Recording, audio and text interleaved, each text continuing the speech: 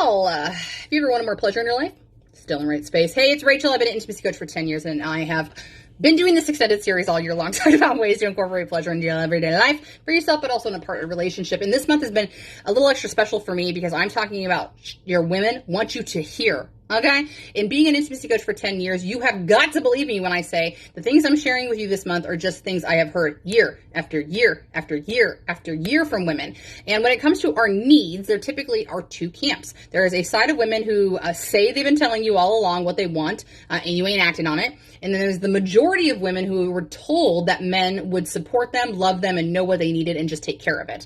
So today what I want to talk about is your partner who potentially has a higher drive than you do.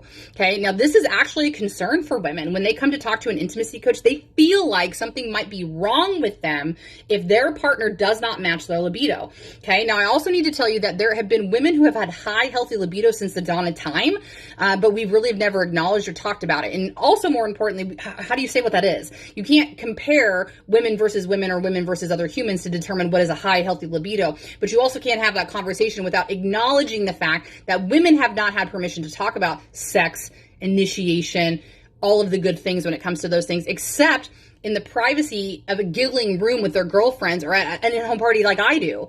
They've never had safe permission to have these conversations on large scales, even with their doctor, but especially with their partner. So when we start to understand that women have specific programming behind their own identities, then you're gonna get really clear on exactly what it is she wants and needs. Now I'm gonna tell you that high drives typically they come from two different areas.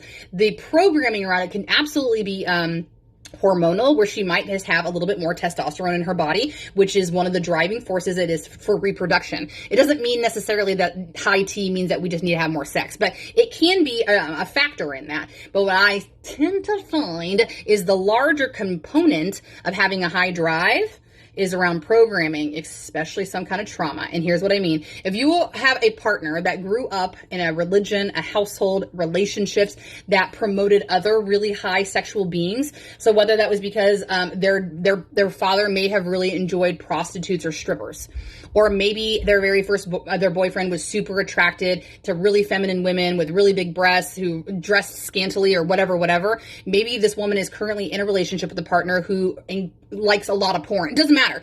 But all of these things can drive a force to a woman, which is like the incentive of, I need to have sex to prove my femininity.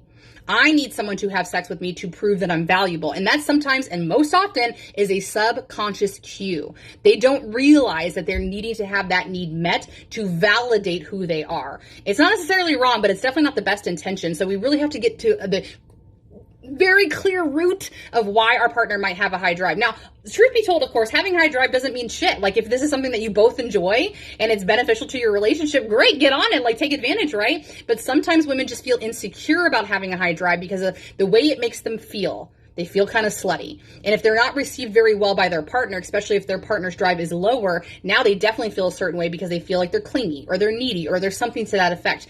And it's not to say over here that you have to have sex partner every time your partner has the initiation to go, but you could help to meet their needs in other ways. If it's emotional or mental connection that could fulfill that without the physicality aspect, great.